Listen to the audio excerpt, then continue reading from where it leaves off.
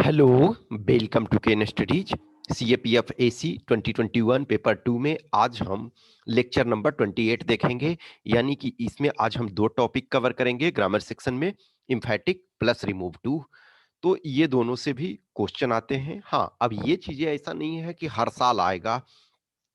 जैसे बहुत सारी चीजें, जैसे आपका वॉइस नरेशन, ये सब से हर साल क्वेश्चन आता है। लेकिन एम्फैटिक हो गया, रिमूव टू, तो रिमूव टू से भी जनरली क्वेश्चन आता है, लेकिन एम्फैटिक से हमेशा नहीं आता है।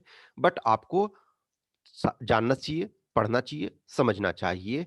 यदि आप कोई भी चीज को जितना समझोगे, मान के चलो कि आपका नहीं आता है, लेकिन एटलीस्ट सेंटेंस फॉर्मेशन में भी कभी कभी नहीं आता है, लेकिन आपको किस टाइम पूछेगा ये तो पता नहीं है, लेकिन आपको उसको करना चाहिए। तो इसमें आज हम दो टॉपिक देखेंगे। पहला टॉपिक जो आपका है, इम्फैटिक। इम्फैटिक में किसी भी चीज को एक तरह से उसमें जोर दे करके किसी सेंटेंस को बोलते हैं कि we are emphasizing on the topic. ठीक है, इम्फेसाइज करते हैं, इम्फेसाइज किसी चीज पे। जैसे कोई कहता है, क्या जी पढ़ते हो तुम, या जो भी है, क्या तुम काम करते हो, तो बोलते मैं काम तो करता हूँ, सुबह सुबह सुबह सुबह डेली मैं जाता हूँ। या फिर मॉर्निंग वॉक करते हो, तो करता तो हूँ।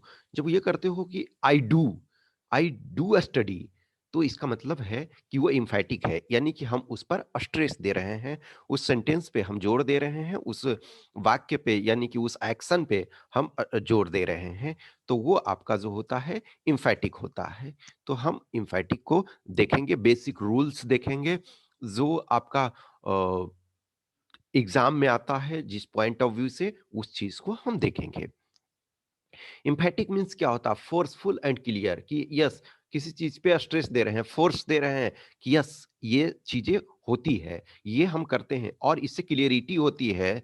जैसे आप कहीं भी, आप गांव वगैरह में जाते हो, कोई रिलेटिव आते हैं, तो हाँ जी, क्या जी, पढ़ाई हो रहा है, तो आप ये बोलते हो ना, यस, पढ़ता तो हूँ, अच्छे तरीके से पढ़ता हूँ।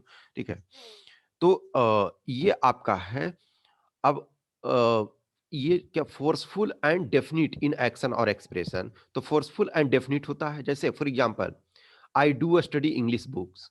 अब सिंपली ये जो लो, मान के चलो, आई डू, ये सिंपल हटा दो, डू को फिलहाल के लिए यदि हम थोड़ी देर के लिए हटा देते हैं, ये इसको अब पढ़ो, आई स्टडी इंग्लिश बुक्स। हमने ये बताया था आपको टेंस में कि क्या होता है। प्रेजेंट इंडेफिनिट टेंस में सपोज क्या होता है कि ये एक यूजुअल हैबिट बताता है कि आई स्टडी इंग्लिश बुक्स। इसका मतलब है कि हम यूजुअली, ऐसा नहीं है कि हम उस टाइम, पर्टिकुलर टाइम में हम इंग्लिश बुक पढ़ रहे हैं, लेकिन नॉर्मली है, जो ये हमारी हैबिट में शामिल है, I am habitual of studying English book. लेकिन I do study English books, इसका मतलब मैं इंग्लिश बुक्स पढ़ता तो हूँ, ये क्लियरिटी है, ये जो है रेगुलरिटी, जो हम उस चीज को फॉलो कर रहे हैं, तो वो आपका जो स्ट्रेस दे रहा है, फोर्सफुल है, डेफिनिट एक्शन दे रहा है। अब जैसे, या तो फिर है, देखो, इट इज आई, और या इट इज मी, या इसको ऐसे भी कर सकते हैं, इट इज आई या इट इज मी, यानी मैं ही तो हूं। जैसे बोलता है ना कोई भी, कौन है, तो बोलता है इट इज आई, मैं हूं, या मैं ही तो हूं। आप कहीं भी मान के चलो, किसी फ्रेंड के पास जाते हो, तो एक चीज देखना, जो कौन है, तो बोला मैं हूं। अब मैं हूं, ये सब आदमी यही बोल सकता है मैं हूं, लेकिन जब आप वहां जाते हो कहीं भी, तो स्ट्रेस दे रहे हो एक तरह से, तो वो आदमी आपको पहले से जानता है, ये क्लियरिटी है। अदरवाइज कोई भी आकर के मैं ही हूं या मैं हूं, कोई भी आदमी बोल सकता है, N number of A B C D, जिसको आप नहीं जानते हो, ये शब्द तो कोई भी बोल सकता है। कि कोई भी गेट खटखटाया, तो कौन है, तो मैं हूं। मैं तो वो, अब उसमें हम फिलोसफी में आने जाएंगे, इंग्लिश पॉइंट ऑफ व्यू से हम देखते हैं, हम ग्रामर पॉइंट ऑफ व्यू से, तो कोई भी ये चीज बोल सकता है मैं हूं। लेकिन जो ये बोल रहा है इट इज आई या इट इज मी, मैं ही तो हूं, तो इसका मतलब है कि आप उस बंदे को जानते हैं, उससे आपका परिचय है। तो ये सिंपली इसका मीनिंग होता है। अब जो आपका होता है, rule to make emphatic sentence, कोई भी सेंटेंस दिया हुआ, नॉर्मल सेंटेंस दिया हुआ है, उसको आपको इम्फैटिक बनाना है, ये आपको दिया हुआ रहेगा। अब देखो, मैं पढ़ रहा हूँ, सपोज ये करो, तो मैं पढ़ रहा हूँ, उसको एक तरह से हिंदी में बोलते हैं ना, मैं पढ़ तो रहा हूँ। ठीक है, लेकिन उस ढंग से पढ़ तो रहा हूँ ऐसा नहीं यूज हम नॉर्मली करते हैं। हम ये प्रेजेंट इंडेफिनिट में इसका, मैं पढ़ता हूँ, पढ़ रहा हूँ, सपोज एग्जांपल आप ऐसे समझो इसको, मैं पढ़ रहा हूँ, तो मैं पढ़ रहा हूँ तो इसमें क्लियर ये है कि मैं सामने पढ़ रहा हूँ। आप इस चीज़ को सेंस को समझो कि कोई भी ये बोल रहा है कि हाँ जी, क्या कर रहे हो? मान के चलो आपके सामने कोई पर्सन आए ए, बी, सी जो भी आए ए, बी, सी, ज़ेड। अब वो आए, वो बोले हाँ जी, क्या हो रहा है? पढ़ाई कर रहा हूँ। तो वो आपका सामने विज़िबल है। लेकिन ये इंडेफ़िनिट में यूज़ होता है इस वज़ह से कि इंडेफ़िनिट में है कि मैं पढ़ता हूँ, इसका मतलब ये नहीं है कि मैं पढ़ रहा हूँ। तो बोले हाँ जी, कहाँ दिखना चाहिए? तो मैं पढ़ता तो हूँ, वो स्ट्रेस आप इसमें देने की ज़रूरत होती है। तो सबसे पहले हम देखेंगे प्रेज़ेंट इंडेफ़िनिट टेंस के लिए। तो here to make sentence emphatic you be use do or does। तो do और does का कहाँ do का कहाँ प्रयोग करना है, does का कहाँ प्रयोग करना है, ये चीजें आप ऑलरेडी सीख चुके हो, तो हमें उस चीज में जाने की जरूरत नहीं है। तो है कि here to make sentence emphatic be use do or does in the sentence depending on the context। तो वो context के अनुसार जो है, जैसा context require होता है उसके अनुसार हम या तो do और does का। आफ्टर डू और डज बी यूज V1। तो डू और डज के बाद V1। हम ऑलरेडी आपको बता चुके हैं कि V1 V2 V3 V4 V5 क्या होता है वर्ब के जो 5 फॉर्म है। तो V1 V2 V3 V4 V5। तो प्रेजेंट टेंस में जो अपने प्रिंसिपल फॉर्म में वर्ब होता है, जो मुख्य फॉर्म में होता है और वो प्लूरल फॉर्म में होता है, तो उसे हम V1 कहते हैं। तो V1 का सबसे अधिक आप यूज करते हैं। तो आफ्टर डू और डज वी यूज V1। यानी डज भी हो तब भी हम V1 का ही यूज करेंगे। जैसे ही गोज टू मार्केट, ठीक है, तो ही गोज टू मार्केट ये सिंपल आपका सेंटेंस दिया हुआ है। तो he does go to market, otherwise हमने क्या लगाया था ही गोज टू मार्केट, लेकिन ही डज जब लगा दिए तो डज के बाद आपका फिर V1 लगाना है। ही डज गोज नहीं होगा, he does go to market. Okay. I play cricket in the evening. तो ये नॉर्मली बोलता है कि I play cricket in the evening. इसका मतलब ऐसा नहीं है ना कि एक दिन वो खेलता है, वो उसकी हैबिट में शामिल है। क्रिकेट खेलना इवनिंग में, शाम में क्रिकेट खेलना उसकी हैबिट में शामिल है। तो इसमें क्या होगा कि I do play cricket in the evening, यानी कि मैं शाम में जो है क्रिकेट खेलता तो हूँ, डेली तो खेलता हूँ। यू सिंग अ सॉन्ग, तो you do sing a song. तो ये इम्फेटिक आपका प्रेजेंट इंडिफिनिट का बना। अब जो आपका है पास्ट इंडेफिनिट का, तो देखो हमने ये बोला ना कि नॉर्मल इन केसेस में जो आपका है प्रेजेंट इम्परफेक्ट में नहीं करते हैं, प्रेजेंट इंडेफिनिट में, क्योंकि प्रेजेंट इम्परफेक्ट में है काम उस समय हो रहा है एटलीस्ट। तो ये चीज है कि मैं पढ़ रहा हूँ, तो मैं पढ़ रहा हूँ तो उसको स्ट्रेस उस सेंस में हिंदी में यदि देखोगे, मैं पढ़ तो रहा हूँ वो आप बोल रहे हो, लेकिन नॉर्मली जब पढ़ आदमी रहा है तो वो सामने दिख रहा है कि वो पढ़ रहा है, तो उसका हमें बनाने की जरूरत नहीं होती है। अब पास्ट इंडेफिनिट देखेंगे। तो पास्ट इंडेफिनिट में for making emphatic of sentences of past indefinite sentence we use did. तो हमें डिड का प्रयोग करते हैं। After did we use V1। So first form of verb in present tense, और वो आपका प्लूरल में होता है। जैसे Megha Rani came from New York. तो मेघा रानी कहाँ से आई? न्यूयॉर्क से आई। तो मेघा रानी डिड, उसके बाद आप V1 लगाओगे तो कम फ्रॉम न्यूयॉर्क। नेक्स्ट आपका सी वेंट टू मैसूर। तो she did go to Mysore. I read two books last night. I read एक तरह से एक्चुअली उसको पढ़ोगे, I read two books last night. तो I did read two books last night. तो ये आपका पास्ट इंडेफिनिट का हो गया। सिंपल सा इसमें है आपको डिड लगाना है, डिड के बाद जो है आपको V1 फॉर्म का यूज करना है। अब नेक्स्ट आपका जो है कि यदि आपका हैज या हैव यूज किया हुआ हो, मान के चलो हैज और हैव है, तो हैज और हैव का उस सेंस में ये आपको नहीं देखना है कि प्रेजेंट परफेक्ट के टेंस में नहीं देखना है। वो हैज और हैव का मतलब है ना कि कुछ आपके पास, जैसे आई हैव अ कार, तो इसका मतलब है कि मैं एक कार रखता हूं, ये इसका सेंस होता है। ये हम जो है देखो हैज और हैव, जैसे she has gone to market. तो she has gone to market या we have already taken our lunch. तो वहां वो आपका, ये आपका परफेक्ट टेंस को डिनोट करता है। लेकिन हम यहाँ प्रेजेंट परफेक्ट उस टेंस में नहीं हम देखते हैं। हम यहाँ कोई चीज हैज और हैव का मतलब है उसके पास है या वह रखता है, उसके सेंस में हम यहाँ इसको यूज कर रहे हैं, तो इस बात का हमें ध्यान देना है। तो when in the given sentence has और have is used, then in emphatic we use do और डज।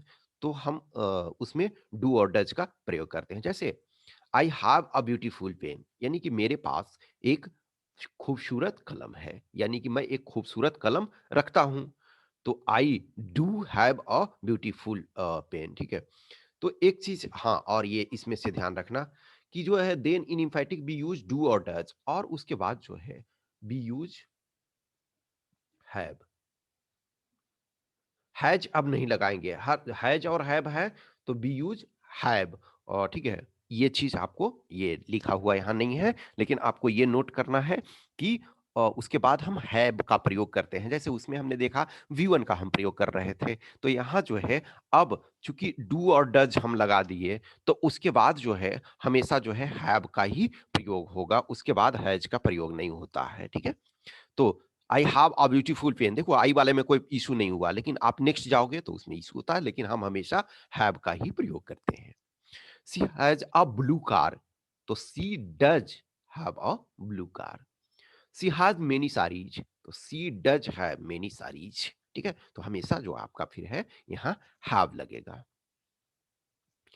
नेक्स्ट आपका रूल है कि if in the given sentence had is used, तो वो हैड वही उसी सेंस में जो हमने हैव लगाया, तो उसी सेंस में हम हैड लगाते हैं, ठीक है। तो then in emphatic we use did. अब देखो डीड हमने लगाया, अब इसमें हैड तो हमेशा हैड ही रहेगा, तो उसमें तो कोई इशू नहीं है। और आफ्टर, सॉरी सॉरी सॉरी, ये उसके बाद क्या है, हैड के बाद डिड हमने पास्ट लगा दिया, उसके बाद हम हैड के जगह हैव लगाते हैं। पहले भी हमने हैज या हैव हो, उसमें भी हैव हमने लगाया, और इसमें भी हमको हैव ही लगाना है, ठीक है। For example I had a good pen, यानी कि मैं, इसको ऐसे हिंदी में देखोगे तो क्या होगा कि मैं, मेरे पास एक अच्छा कलम था, या मैं एक अच्छा कलम रखता था। तो इसका I did have a good pen, जैसे ये बोलेगा ना कि मानिए क्या जी, आपके पास कोई अच्छा पेन उस समय नहीं रहता था, तो बोलता मैं रखता था, जब मैं 6 7 8 में था, उसी समय मैं अच्छी कलम रखता था या महंगी कलम रखता था। या फिर जो भी, मान के चलो आज जैसे ये देखा, तो बोले क्या जी, ये पहले तो आप ऐसा अच्छा पेन नहीं रखते थे। बोले रखता तो था, यानी कि मैं पहले भी मेरे पास ऐसा पेन हुआ करता था, जिस समय आज आप सिर्फ पेन को देख रहे हो जो अच्छा नहीं, वो पहले भी हमारे पास अच्छा पेन था, उसका ये सेंस होता है। तो I did have a good pen. You had a grammar book, तो you did have a grammar book, ठीक है। नेक्स्ट आपका जो है इम्फेटिक में रूल 5 जो है, for making emphatic of imperative sentence, ठीक है। तो इंपेरेटिव सेंटेंस हमने ऑलरेडी आपको पिछले लेक्चर में डिस्कस किया था कि और सेंटेंस में ऑलरेडी हम उसको डिटेल में जा चुके हैं। तो इम्पेटिक सेंटेंस में क्या होता है, एक तरह से आदेश सूचक वाक्य उसको बोलते हैं। Sorry, imperative sentence, imperative sentence का मतलब क्या होता है आपका, आदेश सूचक वाक्य, तो जिसमें आदेश देते हैं। तो आप क्या है, वी यूज डू, तो आदेश सूचक में भी हम डू का यूज करते हैं। जैसे गो देयर, तो गो देयर तो do go there. Please help me, तो प्लीज डू हेल्प मी, ठीक है। तो अब देखो डू प्लीज हेल्प मी नहीं होगा, please do help me, okay, ठीक है। Please keep quiet for some time, तो please deep, sorry, please do keep quiet for some time, तो सिंपली आप डू लगा रहे हो। तो ऐसे नॉर्मली है गो देयर, तो डू गो देयर। और यदि आप प्लीज है तो प्लीज डू हेल्प मी, जो भी है, ठीक है। तो ये इसमें एक तरह से आदेश सूचक वाक्य उसमें ये है कि आपका उसमें या तो जैसे गो देयर, तो इसका मतलब आप आदेश दे रहे हैं, और या इसमें एक तरह से रिक्वेस्ट भी कर रहे हैं, ये आदेश, रिक्वेस्ट, प्रेयर, प्रार्थना, जो भी, वो सारी चीजों को हम इसमें यूज करते हैं, ठीक है। तो ये आपका इम्फेटिक हो गया। इम्फेटिक जो है हमेशा नहीं पूछता है, और फ्रिक्वेंटली नहीं पूछता है, लेकिन आपका पूछता है हमेशा। देखो क्या होता है कि चेंजेस 10, मान के चलो जो ग्रामर वाला आपका शुरू वाला पोर्शन 6A जो पार्ट होता है, क्वेश्चन नंबर 6 का ए पार्ट, तो उसमें 10 पूछता है। तो टॉपिक आपके पास कई है। अब सम टाइम क्या है, आपका नरेशन में ही 2 पूछ दे रहा है, सम टाइम सपोज वॉइस में ही 2 पूछ दे रहा है, तो आपके पास और तो विकल्प कम बचते हैं ना, और 10 ही आपको उसमें क्वेश्चन पूछना है।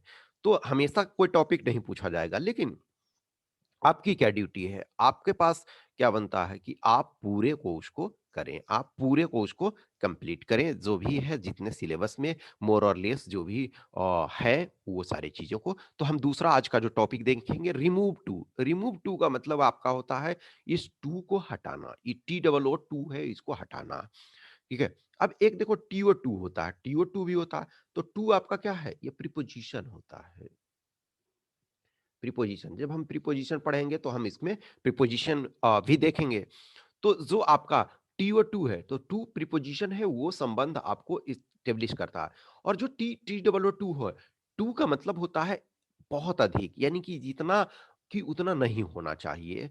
जैसे सी इज टू इंटेलिजेंट, तो ऑब्वियसली इंटेलिजेंट वो बुरा चीज नहीं है, लेकिन उसको आप उस कंटेक्स्ट में देखते हो कि सी इज टू इंटेलिजेंट, यानी कि इतना है कि उतना उसको नहीं होना चाहिए। जितनी कैपेसिटी है उसके दिमाग का, उससे वो अधिक इंटेलिजेंट है। तो उस सेंस में आपका होता है कि टू का मतलब वेरी मच, बहुत अधिक, जितना कि नहीं होना चाहिए, यानी कि टू मच। जैसे एक होता है कि थैंक यू सो मच या थैंक यू वेरी मच, तो इसका मतलब है ना कि बहुत आपको धन्य। अब थैंक यू टू मच आप नहीं बोल सकते हो। थैंक यू टू मच का मतलब इतना थैंक यू नहीं जितना कि होना चाहिए। वो आप ये जो टू मच है, ये बोलते हो ना इट्स टू मच यार, कि यानी मान के चलो कोई आपको टॉर्चर कर रहा है या कुछ और कर रहा है या कोई सपोज हेल्प भी कर रहा है, तो ले इट्स टू मच।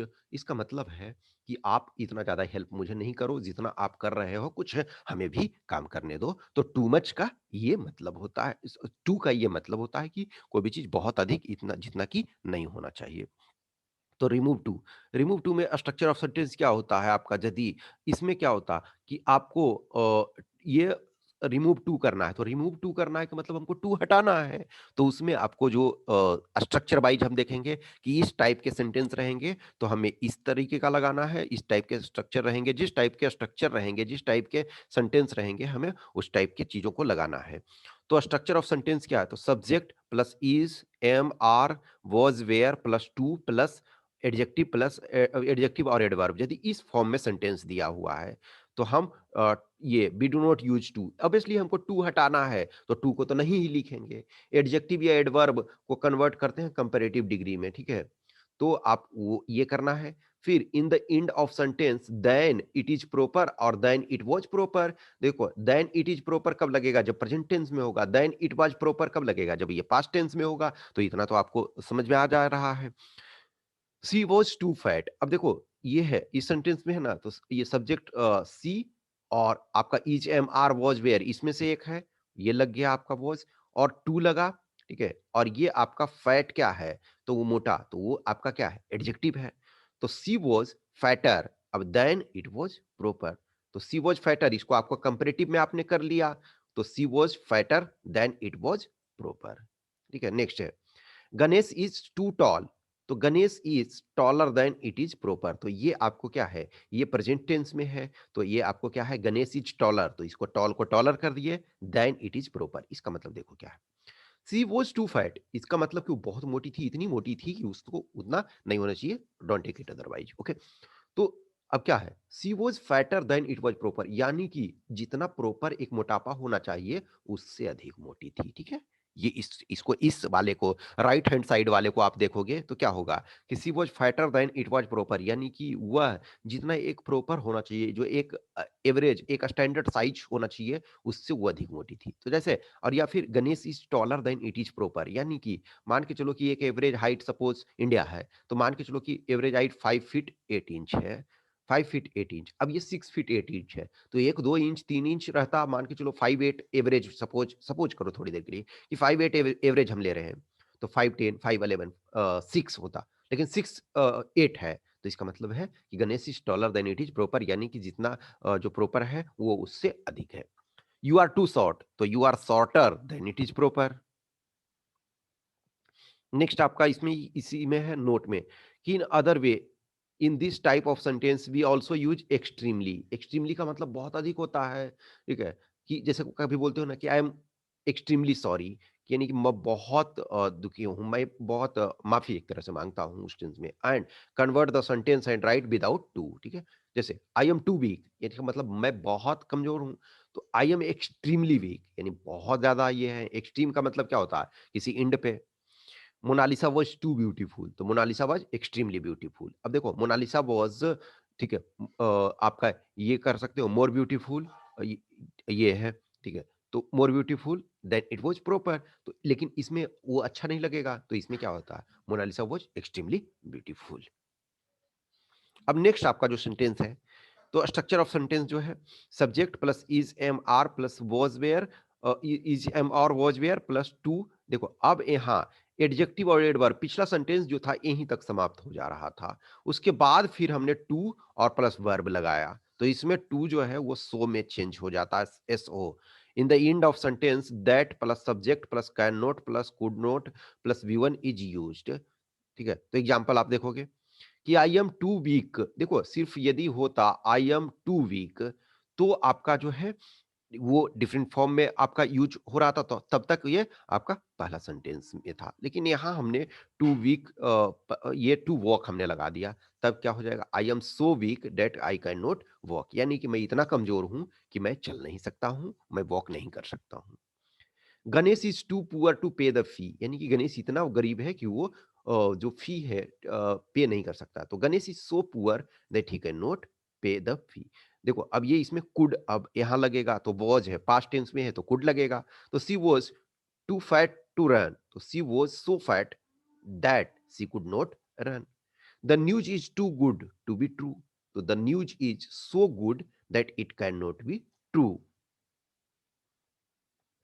नेक्स्ट आपका जो है ये इसमें नोट जो देखोगे तो आपको ये क्या है कि if subject is any object in place of person then subject of that clause is one अब देखो यदि कोई वस्तु है तो वस्तु है तो उसके जगह हम वन लगाएंगे जैसे the room is too small to leave यानी कि रूम यहाँ है कि ये और too is too small to leave to leave too small to leave इसमें किसी के बारे में नहीं दिया हुआ है कि राम श्याम मोहन कौन किसके लिए छोटा पड़ जा रहा है तो इसका मतलब वन कैन नॉट लीव इसका मतलब है कि किसी के लिए भी एक तरह से यहाँ कोई स्पेशल पर्सन के बारे में नहीं दिया हुआ है कि कोई 6 फीट का है और कोई 5 फीट का है नहीं या फिर कोई बहुत रिच है और बहुत पुअर है ये सिंपली दिया हुआ है कि किसी भी के बारे में तो the room is so small that one can not live in it यानी कि रूम इतना छोटा है कि कोई भी उसमें एक तरह से नहीं रह सकता है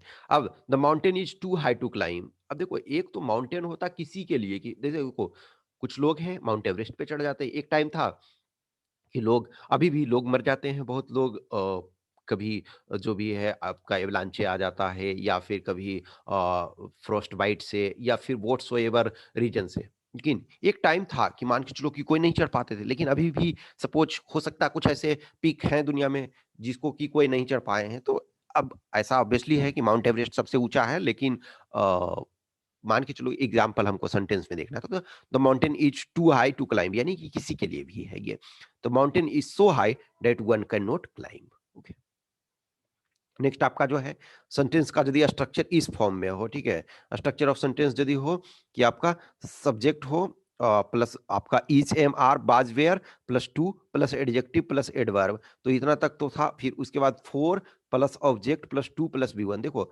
फिर हमने एक तरह से ई वाला जो है फोर प्लस ऑब्जेक्ट ये इसको हमने एक्स्ट्रा लगाया तो धीरे धीरे हमको ऐड हम सेंटेंस में करते जा रहे हैं तो इसमें रूल क्या हो subject of that clause is noun और pronoun which comes after for ठीक है तो सब्जेक्ट ऑफ डेट क्लाउज जो होता है वो नाउन और pronoun which comes after for okay the box is too heavy for me to lift तो क्या होगा कि the box is so heavy that I can not lift it ठीक है तो जो आपका है कि जो बॉक्स है कि टू हैवी फॉर मी मेरे लिए ये है हो सकता है किसी के लिए सपोज करो कि कोई भी बॉक्स है सपोज 60 kg का तो मेरे लिए वो 60 kg का भारी है लेकिन कोई प्रॉपर फिजिक बहुत अच्छा है तो उसके लिए 60 kg आसान हो सकता है तो ये चीजें कि the box is too heavy for me to lift the box is so heavy that I can not lift it okay ठीक है the house was too small for us to live so the house was so small that we could not live in it next आपका जो sentence का structure यदि है subject plus is am are was were plus to plus adjective adverb plus for plus noun और pronoun तो है ही तो इसमें अब स्पेशल सेम सिचुएशन सेम ही लगेगा ठीक है तो he is too fat for a runner, यानी कि वो इतना मोटा है कि वो धावक नहीं हो सकता। तो he is so fat that he can not be a runner. The river is too wide for me. तो जब देखो, अब इसमें ये रिवर के बारे में नहीं दिया, अब इसको देखोगे सेंटेंस तो थोड़ा सा आपको सेंटेंस कंप्लीशन लगेगा, क्योंकि सिर्फ ये दिया हुआ river is too wide for me, तो इसका मतलब ये नहीं ना, आंख से यदि आप दिख रहा है तो आपको तो दिखेगा ये रिवर की कितना चौड़ा, लेकिन इतना चौड़ा है कि उसको आप क्रॉस नहीं कर सकते हो ना रिवर। यदि अब ब्रिज बना हुआ है वो आपको नहीं सोचना है सेंटेंस के पॉइंट ऑफ व्यू से। तो river is so wide that I can not cross it. The mountain is too high for her. अब देखो यहाँ स्पेशल आया ना, वहां हमने कोई नॉर्मल था कि माउंटेन वॉज टू हाई, तो माउंटेन वहां किसी के लिए भी था, यहाँ लेकिन उसके लिए है, क्योंकि और बहुत लोग चढ़ चुके हैं लेकिन उसका फिजिक उतना अच्छा नहीं है, उसका तबीयत ठीक नहीं है या जो भी है, तो वो नहीं चढ़ सकती है। तो the mountain is too high for her, तो the mountain is so high that she can not climb on it, यानी कि सी कैन, वो नहीं चढ़ सकती है और बाकी लोग चढ़ सकती है। तो ये आपका जो है इतना आपका था। रिमूव टू में मेनली यही चीजें आपको था, इसी से सेंटेंस आता है। तो आज हमने दो टॉपिक देखा, एक आपका इम्फैटिक देखा और एक रिमूव टू देखा, ठीक है। तो ग्रेजुअली फिर हम आगे के क्लास में चीज़ों को धीरे धीरे देखते रहेंगे। जो जो भी क्वेश्चन क्यूरी है तो आप हमें कमेंट बॉक्स में ये बता सकते हैं। ये चूंकि ओपन में डाल रहा हूँ तो आप कमेंट बॉक्स में कमेंट कर सकते हैं, या फिर आप हमें व्हाट्सएप नंबर या फिर इस टेलीग्राम नंबर पे संपर्क कर सकते हैं। जिन्हें भी टेस्ट देना है तो वो किन स्टडीज पे जाकर के टेस्ट दे सकते हैं। Okay, thank you.